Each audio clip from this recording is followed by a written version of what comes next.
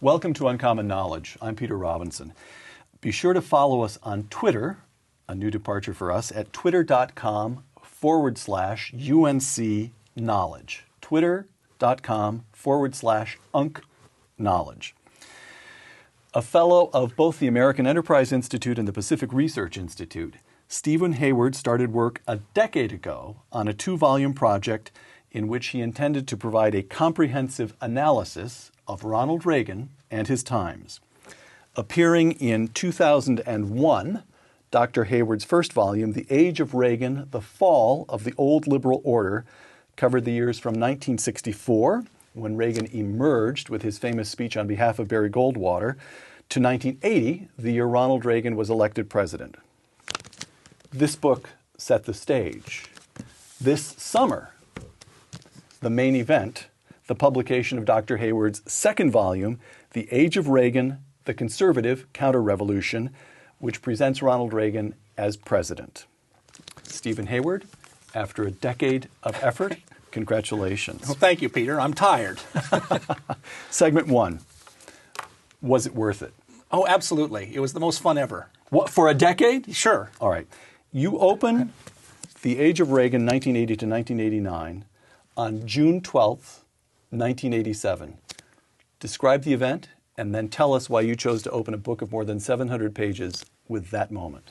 Well, I feel a little bashful since you were the primary speechwriter for the Berlin Wall speech and the famous line, "Tear down this wall." It's now regarded as one of Reagan's most famous and ultimately prophetic utterances since the wall came down 2 years later. And I wanted to begin there because one of the things that's happened in a lot of the Reagan literature, even from conservative authors, is they divide Reagan into two halves, a foreign policy half and a domestic policy half. The liberals continue to deride Reagan's domestic policy, and they give him his due, finally, on the Cold War. And the argument in my book is that Reagan's statecraft has to be understood as a unity. And so although Reagan never stood in front of the Federal Trade Commission and gave a speech saying, "Mr. Regulator, tear down this rule," he had that attitude, and there's a common theme. I wish I'd come up with that one. Well, there was a common theme that ran through both his domestic and foreign policy, and they need to be understood together. So he was a person at the ramparts against the Soviet Empire and communism, and he was also, in ways that are less dramatic because there's not the personal dimension, he stood in the ramparts against big government at home. I'm quoting you. The ruckus over the Berlin Wall speech highlights two important things about Reagan. The first is Reagan's insight. That is a very important word to you in this volume. Explain what you mean by insight and how it applies to Ronald Reagan. Well, I think it's especially important in the Cold War story. Most conservatives, Nixon and Kissinger especially, and even more ideological conservatives, they all thought the Soviet Union was here to stay for good. Reagan had the insight that he shared with very few people. I argue that Churchill was the other person who had this insight 50 years before. He had the insight that the Soviet Union was weak. Internally weak. I mean, they could make weapons that threatened to, annihilate both countries. But he thought the system was unstable, and that finally informed the grand strategy of pressing back hard against the Soviet Union. It was a more sophisticated revival of the so-called rollback strategy of the 50s in some ways. Now, Reagan said himself later, and a lot of his own people said, we never thought it would collapse so soon. But they thought that if we turned American policy in certain ways and put pressure against the Soviet Union, not only might we win the Cold War, but we might actually make the Soviet Union change. They had in mind, whenever they thought about it, a longer time horizon, 20 or 30 years. But that was new, and that really depended on Reagan's insight to make that happen. Whittaker Chambers' famous book, Witness, right, in which he talks about being a communist, member of the communist underground in this country in the 30s. He breaks with the Communist Party. It was a book much beloved of Ronald Reagan. He could quote passages from memory. But Whittaker Chambers said when he left the Communist Party, he did so in the conviction that he was losing the winning side to join the losing side. He was pessimistic about the prospect for victory for democracy. And Reagan just never bought that, did he? No, that is so interesting that he could quote Chambers from memory and was obviously influenced by him. And Reagan now and then could sound some sour notes. We sort of forget this now in our image of him as a smiling, happy figure.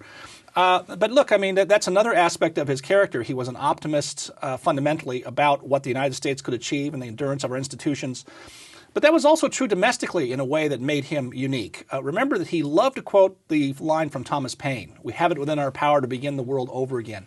Which that drove George Will into a lather, a frenzy every time Reagan did that. George Will said, anytime, any place, that is nonsense. Russell Kirk, the famous author of The Conservative Mind, he complained about Reagan quoting Thomas Paine at all.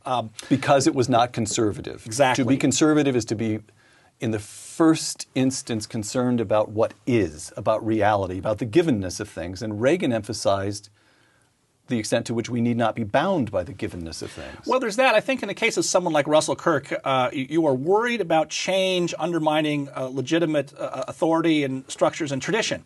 And Reagan embraced change. He understood that was the great story of America. And again, the peculiar balance of Ronald Reagan is that here was a person who was a defender of tradition, a defender of family values, but could also embrace change. Things like the Silicon Valley Revolution would not have, which really began under his presidency, wouldn't have surprised him at all, and he would have embraced the internet and so forth. I do think, however, if Reagan were alive today, he would outlaw PowerPoint at the White House. Just a hunch. Right. One other quotation here. The second key aspect of Reagan's statecraft is the extent to which Reagan battled not only with the Democratic opposition, but also against the conventional reflexes of much of his own party and staff. Right. Well, his staff represented, the famous division that appeared in the press was the pragmatists and the ideologues. And there's some truth to that, although that was often overdrawn by journalists who were looking to stir up trouble. But what Reagan was doing there was replicating in his own White House staff the divisions in the Republican Party, which is probably shrewd in certain ways. Mm-hmm. But then what really struck me in reading his diaries when they were published and released a few years ago was how often he complained about Republicans in his diary. I didn't actually try and count it up, but I think he complained about Republicans as often as he complained about Tip O'Neill and the Democrats and the media. He'd often say, the Republicans deserted me again on another vote. The phrase he liked to use is, we had rabbits when we needed tigers. He tells stories in his diaries, and there's other documents that we now have that show him having ferocious arguments with Senate Republicans who usually wanted to raise taxes. Howard Baker, Bob Dole. All of those folks. Remember that at the time Reagan's elected, you had a lot of what we would then regarded as liberal Republicans in the Senate, maybe as many as 15, depending on how you count them. Right. Yeah, so he had to fight them constantly. Segment 2, the Cold War before Gorbachev. Phase 1, let's call it. Autumn 1983. Let me take you through several incidents. You describe them briefly and then tell us what they mean. Autumn 1983, Reagan deploys Pershing missiles in Europe. Why is that important?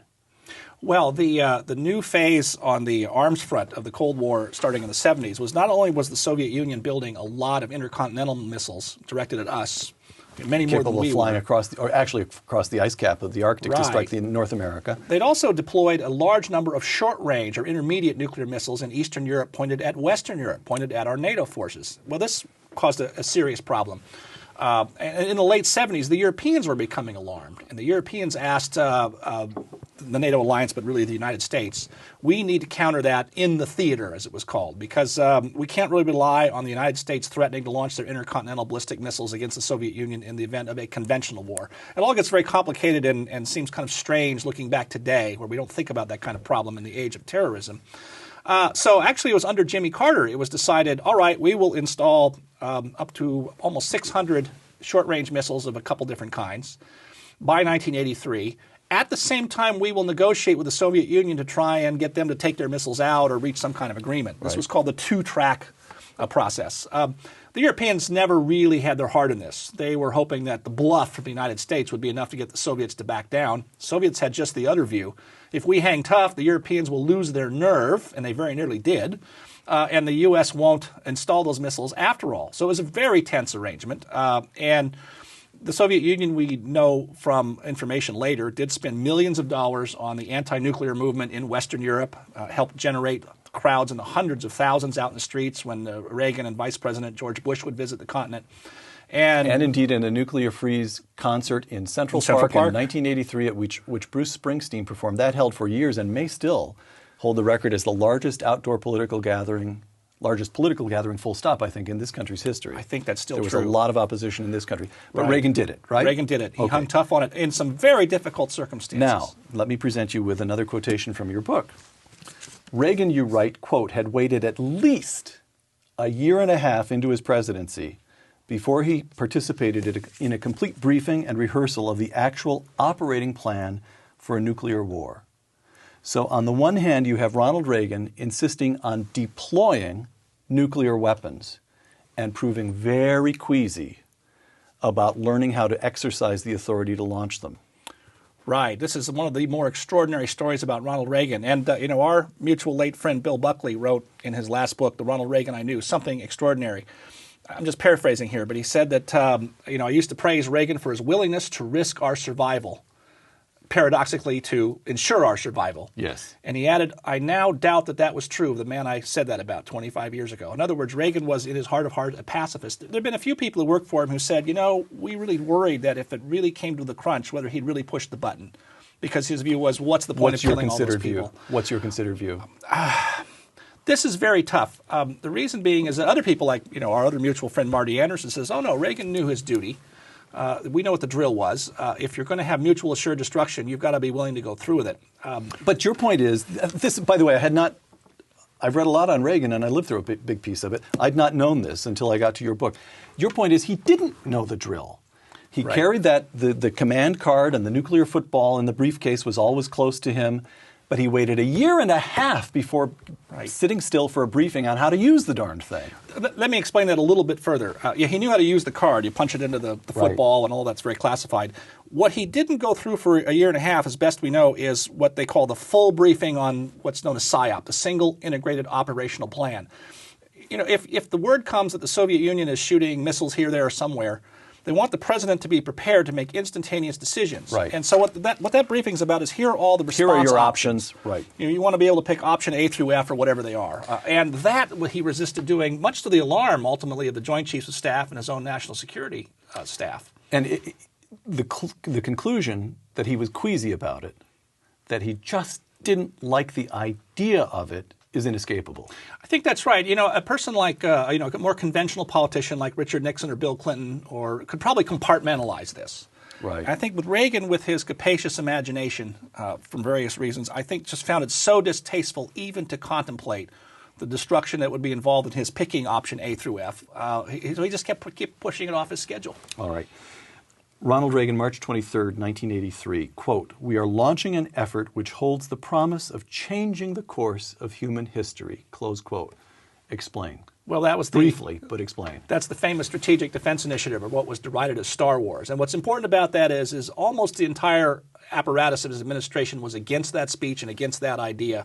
His only support came from Bill Clark, his national security advisor, and George Keyworth, his science advisor. Up to an hour before the speech, Secretary of State Schultz was still trying to argue him out of it. And even the Defense Department was not very enthusiastic at that moment. But he did it. Yeah. During Reagan's first term, he faces three old men in the Kremlin, Brezhnev, Andropov, Chernenko, and he's ratcheting up the pressure. He deploys the intermediate range missiles in London and not London, but in Britain and in West Germany in 1983. In 1983, he announces the Strategic Defense Initiative. He ratchets up defense spending to the tune of many tens of billions of dollars. He establishes a goal of a 600-ship Navy, very nearly doubling in size the United States Navy, against these three decrepit old leaders and a declining system. I put it to you that your hero, Ronald Reagan, was pursuing a reckless strategy. Well, that was argued at the time against him. What was not known at the time is that all during that time, Reagan was having a correspondence with all three of those men. A correspondence that actually upset some people in the State Department because they thought he was conceding too much. He was being too sentimental. He writes to Brezhnev in 1981 saying, are we letting our ideologies get in the way of sitting down and actually solving some of these problems? It was the kind of letter you'd expect Jimmy Carter to send and not Ronald Reagan. And there was lots of talk of trying to have a summit, but these guys all kept dying on him, as he liked to say. Again, this was two tracks in Reagan's mind. Late in 81, he said to a reporter in an interview that I think was mostly ignored, says, I've always believed there has to be a settlement with the Soviet Union. Otherwise, we're going to end the world.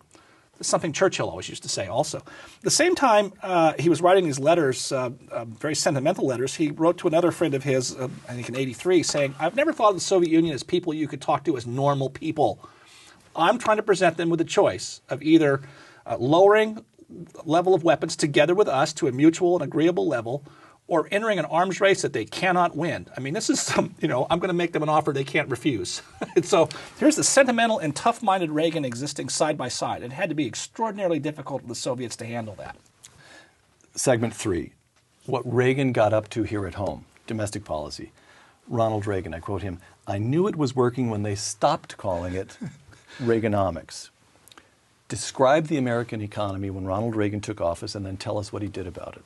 I think one of I'll the give most... you about 2 sentences on each. We've got to... all right. The medium imposes its own disciplines. No, I understand. It's a complicated story, but 2 things to mention real quick. One is that in January of 1980, January 1981, you had an economy at near panic conditions, not unlike what you saw of fall of 2008 during the housing and banking crisis. Reagan rejected the advice of Jack Kemp and David Stockman to declare a Roosevelt-style national economic emergency, because he thought that would make things worse. But you did have record inflation, record interest rates. The prime rate was approaching 20%. That's right. You had some banks were stopping issuing mortgages at all, and so forth. So that was interesting that Reagan approached that calmly and said, yes, we have a crisis, but we're going to deal with this in a calm way. And then he stuck to his guns on his tax cut. The centerpiece of Reaganomics was the income tax reductions, which even, as I say in the book, lots of Republicans were against. Memo to Obama, Reagan's tax cut passed the Senate by a vote of, I think, 89-10 at the end of the summer, which is why a lot of people say health care should be a bipartisan matter these days, to get off topic slightly. All right.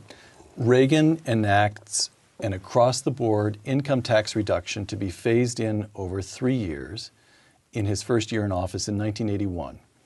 Within a few months, the economy is tipping into what turns out to be the deepest recession at that point since the Second World War. Unemployment reaches 11%, about 1.5% higher than it is now as you and I tape this program. And it becomes clear that federal deficits are going to explode. This is a man who believed, as he took the oath of office, that he could balance the federal budget. The federal deficits begin to explode. And he takes back some of the tax cuts with TEFRA. Stephen Hayes, in this book, that is the 1982 tax hike, may have looked good on paper, a $98 billion tax increase following a $750 billion tax cut. But with Social Security taxes rising by more than $100 billion over the next 3 years, the income tax cut of 1981 barely kept many workers even, close quote. A source of great confusion to this day. On net, was Reagan a tax cutter or was he a tax hiker? There's several ways you can answer that question. I argue that ultimately he is a tax cutter because he kept in place the central principle, which was lowering marginal income tax rates. And other taxes, you could play with some because they have less of a distorting effect on the economy. What's important to understand is that when the economy starts to tip into recession in 1981, immediately the Democrats and the media go on full alert. We've got to repeal these income tax cuts. Right. And they wanted to cancel the third year, all kinds of things. And Reagan only the Democrats? And some Republicans. Bob Dole was going along with this idea because he didn't like some the Republicans in the White House, perhaps? Some in the White House, too, although Reagan knew they were having and authorized these private negotiations that were going on. See, I make the argument, and I've run this by a number of people who say they're not aware of any evidence for it but think it's perhaps plausible, that having gotten a larger tax package passed than Reagan originally forecast, he knew he had some room to give back some of in other words, to raise. So here's how the bidding went. The Democrats said cancel the income tax cut. The third year, the second year, or the whole thing. And Reagan said, I'll agree to raise taxes by $3 billion. That's his opening bid. I see the whole story of 1982, when Reagan is saying stay the course, and he's hoping that things will turn around faster than, in fact, they did. I see that as very clever and patient negotiation on Reagan's part. I think he knew early on that the tax cut the total dollar amount had been too big because you'd had this bidding war and added on all kinds of tax breaks for industries. I think he was always open to taking some of those back, but preserving the income tax cut because that was the center of the whole thing, and that's what the liberals most especially wanted to roll back. So what you establish in the Age of Reagan, the conservative counterrevolution, is that on the domestic side, even as on the foreign policy side, what you have is a man playing quite a sophisticated game. Absolutely. There's the famous old Saturday Night Live sketch. Yes. The one. I can almost memorize. But describe Well, it. it's the Reagan we all sort of know and love as his grandfatherly figure, patting Girl Scouts on the head, and then they are ushered out, and suddenly the Machiavellian Reagan shows up, and he spreads the map on the table, and he's barking orders. Turns out that the comedians were closer to reality than we thought. In August, 27 years ago, the stock market bottomed out and began to rise, signaling the beginning of what would be an economic expansion with only a couple of very shallow, very brief reverses that lasted until just 18 months ago. More than a quarter of a century of prosperity, it could be argued, the most unparalleled economic expansion in all of human history. And the credit for that, if it must be given to one person, goes above all to Paul Volcker. No. Why not? Well, he's part of the story. It was true that we needed to get a more sensible monetary policy. And Reagan supported Volcker when everybody, including most Republicans, wanted him reined in, because it's probably right that the Federal Reserve slowed the monetary growth too fast and contributed to the depth of the 1982 recession. But the thing that I think Reagan and supply-siders were absolutely right about is that high tax rates and high regulation had really clogged up the economy in the 70s. You had very low rates of capital formation, very low rates of startup, completely unproductive use of capital. And by changing the regulatory system and the tax system, you redeployed capital from inflation hedges and real estate and orange groves and all kinds of things like this and art into the investment-led boom that we've seen in the last 2 decades. You really needed those changes for that to happen. Stable monetary policy was an important element, but not the sole element. Stephen Hayward again, I'm quoting you. The fundamental unity of Reagan's statesmanship asserted in this book opens up for debate the question of whether Reagan's domestic record is commensurate with his foreign achievements. Close quote. Well, is it? Oh, I think so. I mean, it's harder as a... Why isn't he given credit for that? Well, I think that... let me back up a step and put it this way. One of the reasons I undertook this project is I was sure when Reagan left office 20 years ago, he'd be treated roughly by the media academic complex. He would be, as I put it, Coolidgeized. Coolidge was popular until a generation of historians made him into a supposed clown. Right. So the big surprise of the last 10 years has been the rise in esteem for Reagan, even among a great many liberals. Sean Mullens of Princeton gives him his due. So did Richard Reeves, who has always been a critic of Reagan. However, they make this distinction between Reagan, the Cold Warrior, and Reagan, the domestic president, where he was awful. And they furthermore distinguish, if I may, between Reagan, the Cold Warrior of term 1, yes, who is actually a warrior, and Reagan, the softy of the second term, who suddenly says, oh, well, let's just talk and negotiate. That's right. The one they think they like. That's exactly right, and I think they're wrong on that count too, because they don't see the unity of his statecraft from the very beginning on the Cold War, and Reagan understanding that he could change tactics and change emphasis along the way. Reagan was willing to talk once he had them exactly where he wanted them. Right. But look, even on domestic policy, Reagan inherited a number of trends that were already underway under Jimmy Carter: deregulation of certain industries, deregulating energy, especially deregulation. Now, he did a lot more of that than Carter ever would have done if there had been a Carter second term. But even in those cases, I think Reagan doesn't get the credit he deserves for being pretty bold. Now, it's a more mixed record, of course, because he fell short in a lot of areas, didn't get everything he wanted. Some things we've gone back on, but it's an impressive record. All right, so that 25 years of prosperity belongs, if you have to give the credit to one person, not to Paul Volcker, not to Bill Clinton, it's to Ronald Reagan and others who effectively stay out of the way of his program. Sure. What did Bill Clinton end up doing in the second term? He cut the capital gains tax rate. Right. Okay, segment 4, Cold War Phase 2, Endgame. Stephen Hayward. The Reagan-Gorbachev Geneva Summit in November 1985 was the first such meeting in 6 years. Reagan placed great stock in personal diplomacy. Tell us what happened in Geneva, briefly.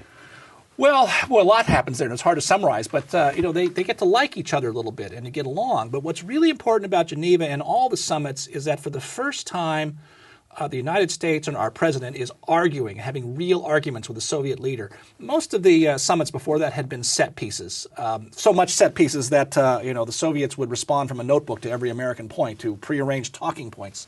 Gorbachev didn't do any of that.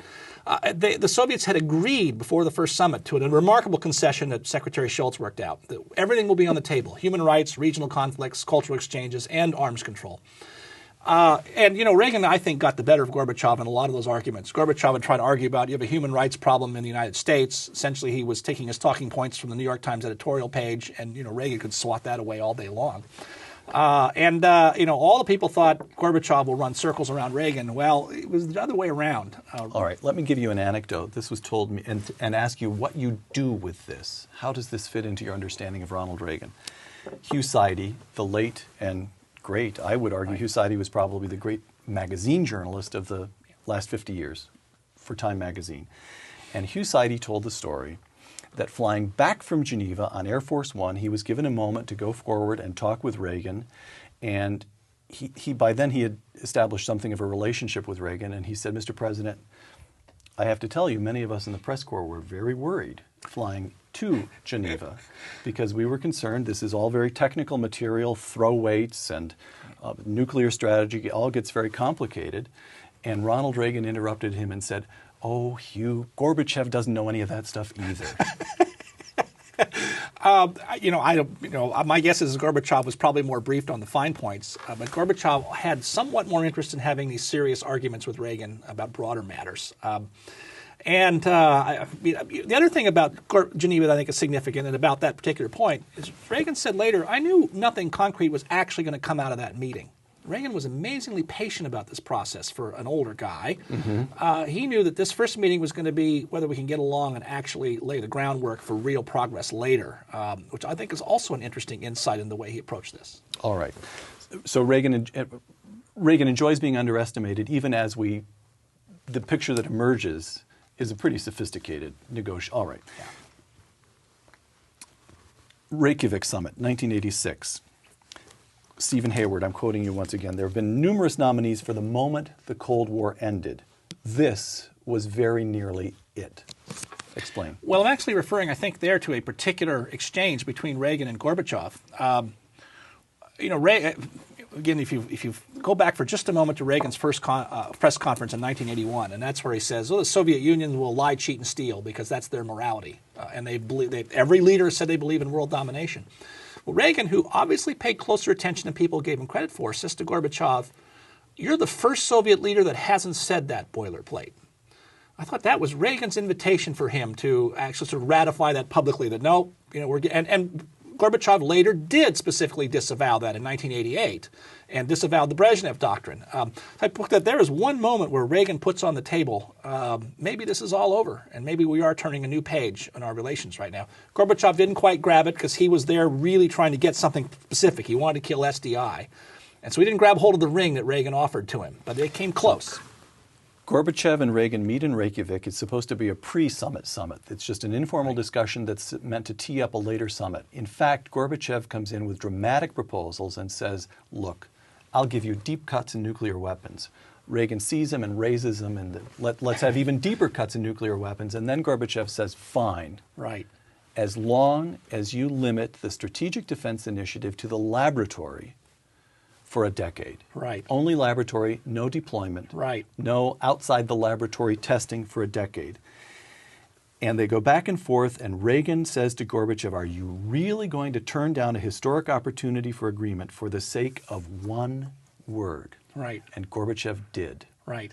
Why did laboratory matter? My favorite joke about that came out of all that made at the time was Richard Pearl, who apparently said in one of the meetings, what if the laboratory's in space? Really what they were after was we've got to find a way to confine it to the laboratory because it's a bureaucratic matter. If you confine it to a research program, that's a bureaucratic way of killing it. It'll never happen. By the way, kind of happened to some extent anyway with SDI. And I think the most important insight coming out of all that is that once Gorbachev offered those concessions and tied it together to getting rid of SDI, Reagan was 3/4 of the way to winning the whole game. Because as Secretary Shultz pointed out, once you put those concessions on the table, you really can't take them back. But Secretary Shultz did not point that out immediately after Reykjavik. He was very down. Very down. Well, I'm sure the folks have been up all night long, and the way that it unfolded so unexpectedly at the moment, it seemed like a real catastrophe. But it was only days later people started saying, why did the Soviets care about the Strategic Defense Initiative? Hadn't they read the statements by the American Union of Concerned Scientists who said this is pie in the sky, it's technically infeasible, it's ridiculous? Why did they care? Well, they genuinely feared that we might be able to do it or do something that would complicate their force planning. And in fact, they've been trying to do strategic defense and hadn't done very well at it, but we're trying some things. And also, I mentioned in the book, other people have mentioned this, we faked a couple of tests to scare them. Right. Deliberate disinformation. So they had reason to be frightened about it. The Washington Summit in December 1987, Reagan and Gorbachev signed the INF Treaty, calling for the elimination of an entire category of nuclear weapons. You make the point that it was only about 3% or so of nuclear stockpiles, but still, it was the first time that you get an entire category, that weapons come down rather than merely capping the growth in weapons. Right. George Will, quote, December 8th, the day of the signing of that treaty, George Will, December 8th will be remembered as the day the Cold War was lost. Right. Close quote. Right. I've asked George about that statement, and good for George. He says, well, I was wrong. Ronald Reagan knew more than I thought he did. Of course, they were great friends. Will was a great admirer of Reagan, but I think there he reflected the conventional wisdom of conservatives, a great many conservatives, not just him, who thought you can't ever trust the Russians to make a deal, period. Let's go home. When was the Cold War won? I think it's in that period. I think it's between Geneva and Reykjavik and coming out of Reykjavik. I tell quite a lot more about Gorbachev than I thought I would as I went through what's available from the Soviet archives and translated documents and realized that, in fact, Gorbachev and certain of his key aides really were liberal reformers who wanted to end this. They had their own political pressures from their hardline folks. They were confused about what reform meant, didn't understand they couldn't control it, which ultimately is what happens to them. But as I say, Reagan would start writing his diaries and letters to friends. I think this guy is different. I think we are seeing some real changes in the Soviet Union. There's lots of problems here along the way. But I want to give Gorbachev his due, although it has to be said that the dissolution of the Soviet Union was never part of his purpose. Segment 5, the Reagan legacy. Stephen Hayward, quoting again from your book, William F. Buckley Jr.'s National Review defined itself as standing athwart history yelling, stop. This kind of conservatism, although intellectually rigorous, is too backward-looking and aristocratic for America, the land of immigrants, upward mobility, and constant transformation, close quote. If Ronald Reagan wasn't a National Review conservative, what kind of conservative was he? Well, I think, that original National Review statement, standing athwart history, that is what you might call lost cause conservatism. I mean, I sympathize with many aspects of it, but, in a modern dynamic world, that's obviously going to have to give way to lots of changes that come along. Reagan, Reagan was what I like to say, he was an American conservative. That's different, I think, than, say, a European conservative or a Burkean conservative that elevates tradition and authority and class structure to almost a level of principle. We've never done that in America. It's interesting that we call our founders conservatives revere our founders, but we also call them intellectually liberals. Yes. So this is the interesting thing about the American tradition. Reagan, in some respects, is an old classical liberal who believes in expanding individual freedom. He believes in the limited government version of this, which is a whole lot better. And that's what I think made him so different from other conservatives. And is why I think his legacy is sort of, people tend to look too much at his personality and his humor and his style and miss the intellectual core of the man, which was quite important. Now, so what did he really accomplish? You quote Coolidge biographer Thomas Silver, quote, judged by the highest goal he set for himself, Reagan was not successful. It cannot be said that Reagan in any fundamental way dismantled or even scaled back the administrative state created by FDR, close quote. Yeah, I think that's slightly too harsh, but not implausible. I think government would have grown a lot more if Jimmy Carter had a second term. I mean, Carter's own budget projections showed very rapid growth in spending and taxes, which did not happen under Reagan.